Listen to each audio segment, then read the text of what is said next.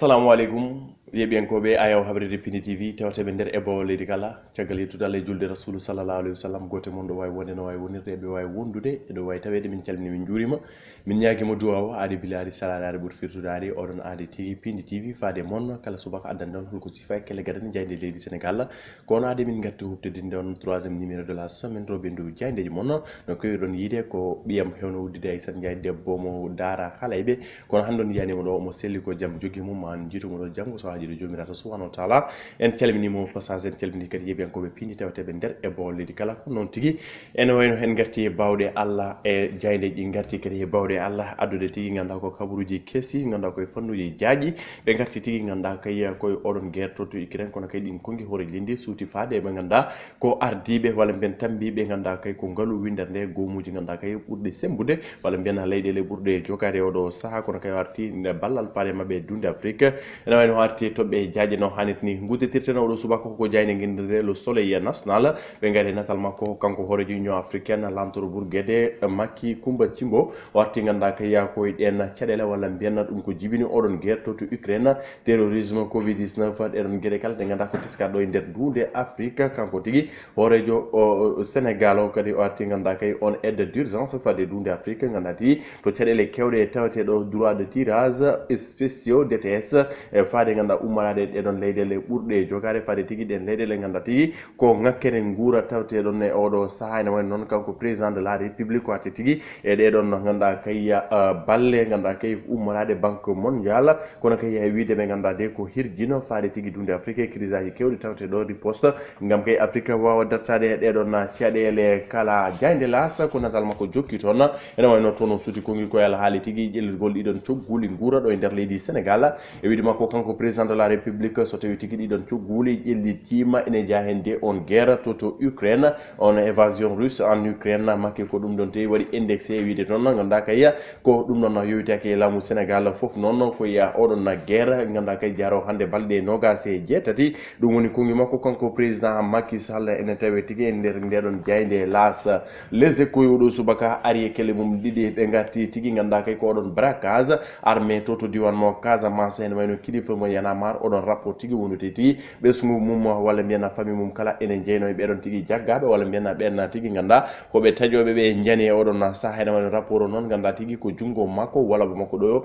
woni ko gaña kono de e kongi ɗi o hokkiri e oɗo saaha omo ganduɗa kay komo selli walla mbiyana o dandi fitan makko nguɗon junggo tan woni ko gaña kono ɗum ko kay chauffeur oɗon auto atti tigui tintinde wi ɓen ɓe ganduɗa tigui ko yanɓe mabɓe ko worɓe joguitiɓe no hannit ni joguitiɓe guila teppere ha hebbi daaɗe mumen taw kay ko pételaji tawte mumen kono kay wiide makko kanko oɗon gorko ɓeɗo tigi gaare ñane mabɓe kene tolno yimɓe sappo kono ɓe toon tawetno e nder ndiɗon no cukkiri walla mbiyen nder nduɗon dundu kene tawe nder haala tatapo nder jayde les échos caggal kan jane ko les échos gatti koye oɗon audition on patron suite beauté mo ganduɗa salon de massage ɗon tigui to tuuma viol waɗi hakkude Ousmane Sonko e Adji Sarr nde Adi Ndiaye ganduɗa tigui loskama hande hakke 8 waktuji jeetati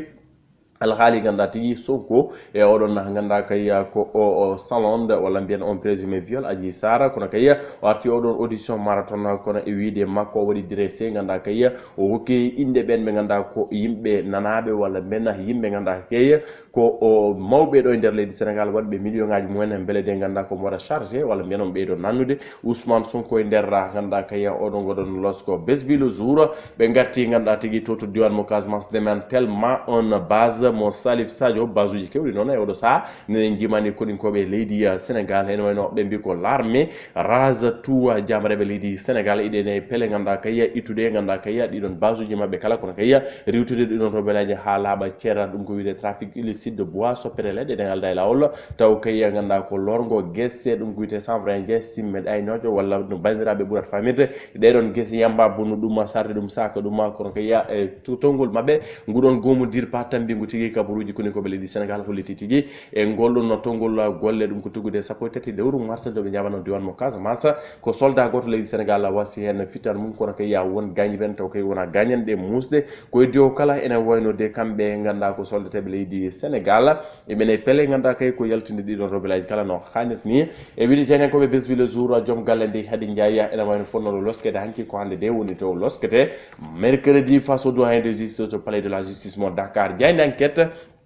e oɗo subaka ɓe garti tigui ganda kaya ko distriction sanctuaire rebelaji to diwan mo Casamance en wayno noon hewɓe mabɓe dogui tigui jalti on diwan mo Casamance kono kaya base uji kewɗi ganda ko ene jimadi ɓen koni koɓe leydi Sénégal 8 base mo Salif Sadio kañumen tigui waɗama détruire walla mbiyen bonnama sarama sakama ine ganda kay jimadi on armée sénégalaise agence gambienne noon tambiɗo haali réfugié ji holliti tigui kene tolno ujunnaji jeegom pawɗi temed tati e capanɗe joyo 6350 réfugié ɗum woni ko teska nadde to leydi Gambie nokku biteɗo foni kansala ɗum de woni ko tawte toon ko wana ɗum koɓe gatti e forum alternative mondial de l'eau 9e forum de l'eau juɓinteɗo to jam ñaajo ene way noon no ala privatisation de l'eau ɗo e nder leydi Sénégal ganda kaya ɓen kala mbasa ɗaɓede ɗam ɗon ndiyam kono kaya ɓesku dunde Afrique kala heɓɗo ɗam ɗon ndiyam no hannirta ni ɗum woni ko tawte nder ndeɗon jayne enquête libération no kewɗen wiide sona scandale tan ko révélation ɓe garti oɗon alhaali Miss Sénégal brigade des mœurs ganda tigui waɗi bouclé oɗon enquête mum kono kaya e oɗon viol présumé suivi de grossesse on debbo biɗo ganda tigui ko o waɗama drogué nanama e nder suudu ngal taw rutta wonda he ko hen tigui ƴettuno reedu ene way noon e wiide oɗon brigade des mœurs enen nandi ganduɗa kay ko Fatma Dione oɗon suka debbo ko haalata ko wona hunde wonde walla mbiyen ko haalata ko ala to tigui to fawi ɗum Fatma Dione en flagrant délire caggal nde ko tuumi oɗon viol ganda kay faade tigui ganda ko ɓen ɓe ganda alhaali tamiɗoɓe Miss Sénégal en wayno noon kanko ndewi Fatma Dione ala tigui ganda ko ɓeɗon brigade de mœurs mbinomo sowona yo ya adduya ganda ko certificat ganda ko d' accouchement wonude acte de naissance oɗo ɓi ko nde wiɓe omon yamo adduya waɗi lebbi tati hande hay soɓe noddimoɓe keɓatamo omon ganda kay waɗaɓe cache ganda ko mo dograɓe kamɓe kala ganda ko ɓen noon brigade de mœurs woni sababu tigui oɗon enquête goɗon loskoɓe natini ɗum saabu oɗon suka debbo jooɗa he gonga ko waɗa ɗum ko goɗɗo debbo ganda tigui fawama mandat d'arrêt walla mbiyen mandat de dépôt fawma e mum on woni Aissatou Diop ko ganda ko cuddiɗo Diop ISEC siftinde tigui ganda ko hakkude makko Diop ISEC ummino noon ko alhaali Diop ISEC Dieyna Baldé en wayno noon on mo ganda wonno directrice ISEC kañum tigui ganda ko ine nder dumbirɗo waali jamma makko gadano e nder dumbirɗo tawi nder jande libération le quotidien de Madiambal Diagne yiiɗi koto leydi Mali ɓe gatti ko ya Sankare oɗon gotto biyeteɗo Soumaïla Boubel Maïga mo ganda tigui Sankare mum waɗi ganda ko namɗe kewɗe kono kay haalullaji kewɗi jalti hen ɗum ko caggal nde fawgi fawgal musgal walla mbiyen nde rafa rafi musto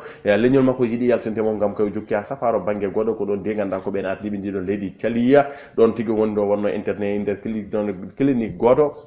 nder lamargo mabɓe Bamako hen wano noon toon tigui woni to yalti aduna ɓeɗon kadi jiiɗino autopsie indépendante kono kay autorité ji jiɗi e leydi ndiɗon jaɓani la junte encaisse la caution de Macky mais refuse l'évacuation de l'ancien premier ministre ene tawi nder hello jeɗuɗo ndeɗon jayde le quotidien Vox Pop e oɗo subaka ɓe gatti ganda kay koye ndiɗon jelari teskade tigui e nder lamorgo leydi Sénégal e oɗo saaha ene wani noon teskama e nder booli lamorgo ngo kala ene teske ɓeɗon rewɓe hay worɓe jooɗiɓe taw kay walla mbiyen dariɓe ene kuufiɓi kono taw kay ko jelari tigui woni meccal mumen ene wayno yoga mabɓe wiide janenkoɓe Vox Populi wona ɓesgu Sénégal ko umriɓe to leydi Niger kañumen tigui mbaɗata on mendicité ɗo e Dakar gouvernement leydi Niger noon waɗi déploré oɗon alhaali ɓe jonnani ɗum kono kayya ɓe gondi ganda kayya ko valeur sociale valeur religieuse e foof ganda ko interdiction foof ganda kay ko kuule ene darna gam kay nder leydi mabɓe hadde tigui ndiɗon jelari porte parole noon wiyete ko Tijani Idrissa Abdoul Guedri o haali hen walla mbiyen soutien o kongi e oɗon trafic illicite de migrants ummade leydi mabɓe faade leyɗele goɗɗe ɗum ne tawi nder ndeɗon jayde Vox Pop stade coftal ɓalli no Aissane Dia heewiri ko kayre tigui Oudar Damal artiɓe oɗon dernier gallo toto Marrakech so leydi Maroc ko kiiɗanɗo tigui barode leydi Sénégal ganda ko ƴettata ndi wowa mono ɗumen duule faade to keera leydi Égypte yaade puttal gadanal hakkude mabɓe Égypte ɗum jogori wonde koye aljuma ɓawo janggo match aller barrage mondial 2022 ene woni noon ɓe mbi ko ligguey tiiɗo tigui wonno toon kono kaya entraînement cembuɗo tigui eɗen barode leydi Sénégal gam de yuɓɓinde ngal ɗon pottital walla mbiyen hebde polgu to Égypte match retour ene sabbaɗo e Dakar ɗum jogori wonde koye ñalawma alarba so haajiɗo Allah ganda ko tote stade mo maître Abdoulaye Wade Diamniadio e kikiɗanke noon ganda kay ko ngun gomu fédération sénégalaise de football waɗi jonde kutindiral jaynenkoɓe suude kongue e oɗon haali kono kay hollide ganda ko tolno kono kay e ndiɗon jugguɗiɗe ɗon golle holno tigui yuɓɓinirte gam kay ngal puttala wawa yuɓɓine no hannirte taw koy ko alda e tana kene tolno e 800 gendarme koñum waɗa déployé gam kay yaade to stade yaade e oɗon ngal ɗon puttala e ndenka sukaɓe arab toon walla mbiyen e ndenka ɓesgu Sénégal aroɓe toon ko wona ɗum ko kay ɗiɗon biyeji goni kahidiɗi gam kay ɓesgu Sénégal kala wala hebde hen catégorie rouge ganduɗa ko jaune et vert catégorie rouge o nan tawi 3000 francs CFA ganduɗa kay ko temed jeegom mbuɗo 10 000 francs on ko jaune tribune VIP on ko 100 000 francs ganduɗa ko VVIP on ko ganduɗa ko 300 000 francs CFA woni capanɗe jeegom mbuɗo ene wayno noon noddennam Aliou Diagne joɗoyta ko oɗon VVIP oɗon no banggue noon joɗoyto noon ko minen ganduɗa ko ñagñagɓe ɓe falɓe namɓe fof mbayade 3000 par ce que toon woni place mabɓe falɓe Diagne ɓe bon voilà ko toon woni place mabɓe so haaji Allah donc Sénégal ene bismo Égypte le 29 match aller o noon ko ɓaw janggo no mbiɗen ni tabarakallah konngui kewɗen en duwnade équipe gendijo leydi Sénégal ganduɗa ko ƴettuɗo oɗon araray ganduɗa kay coupe d'Afrique 2019 yo Allah hokkuɓe tigui fattange yaade tigui e oɗon mondial 2022 to Qatar beele de keɓen toon no ganduɗa kay hunde wande fayde pourquoi pas coupe du monde premier pays africain a remporté l'impossible n'existe pas no kewɗen wiide duwnade nguɗon ɓesgu duwnade tigui ganduɗa min mboɗo heewi wiide Sénégal sen denti ken huulareɓe sen denti ala ko nokkuɗen hebde par ce que dental woni doole ko dental ngal ɗon tigui woni ko sohla vive les lions eɗen mbiyaɓe ganduɗa ko du courage eɗen mbiyaɓe yo Allah hokkuɓe toon polgu hokkaɓe ɗo polgu wona ganduɗa ko troisiéme fois qualification Sénégal e coupe du monde wala deuxiéme fois qualification consécutive ɗum ko caggal Russie 2018 Qatar 2022 Sénégal en yiɗa yaaha bon vraiment et toutes les amateurs du foot tentuma tigui Ibrahima Thiombane en wayma Amadou Moussa Anen kamɓe foof haɓene duwaw gam kay Sénégal heɓa polgu ron hebtoɗo polgu beele wadde qualifié en calminiɓe en yeeɓiyankoɓe men taweteɓe nder ebo leydi kala e wideɓe ganduɗa tigui yoɓe ndi wono ɗon équipe nationale leydi Sénégal saabu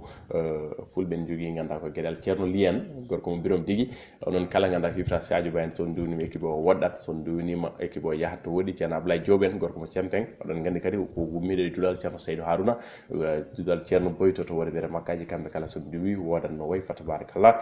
on en mbiyata ganduɗa ko o ale les lions yo Allah hokkiɓe polgu ya barke salatul fatiha bandira musidɓe tedduɓe ko ɗo tigui kadeten roɓidu jaydede oɗo ñalawma alarba no gas ɗiɗi lewru mars 2022 yo Allah hokku en yiide subaka Allah jaramon jarama